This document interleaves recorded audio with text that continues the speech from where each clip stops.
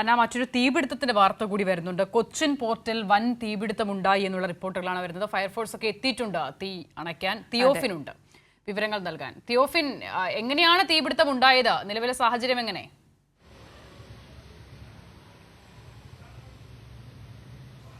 അസിത, ഇന്ന് വൈകുന്നേരത്തോടുകൂടിയാണ് തീപിടുത്തം ഉണ്ടായത്. ഒരു 4:30-5 മണിയോടുകൂടിയാണ് തീപിടുത്തം ഉണ്ടാകുന്നത്.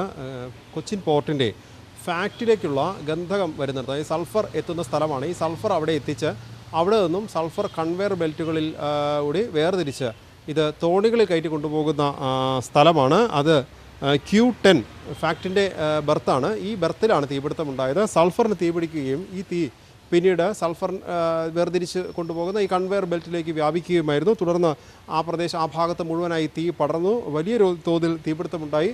പോർട്ടിലെ ഫയർഫോഴ്സും അതോടൊപ്പം തന്നെ മട്ടാഞ്ചേരിയിൽ നിന്നുള്ള ഫയർഫോഴ്സും എത്തിയാണ് തീ അണയ്ക്കാൻ ശ്രമിച്ചത്. പൂർണ്ണമായി തീ അണയ്ക്കാൻ കഴിഞ്ഞിട്ടില്ല. ഇപ്പോഴും തീ അണയ്ക്കാനുള്ള ശ്രമങ്ങൾ തുടരുകയാണ്. എന്തായാലും തീ നിയന്ത്രണ വിധേയമാക്കാൻ കഴിഞ്ഞിട്ടുണ്ടെന്നാണ് വിവരം.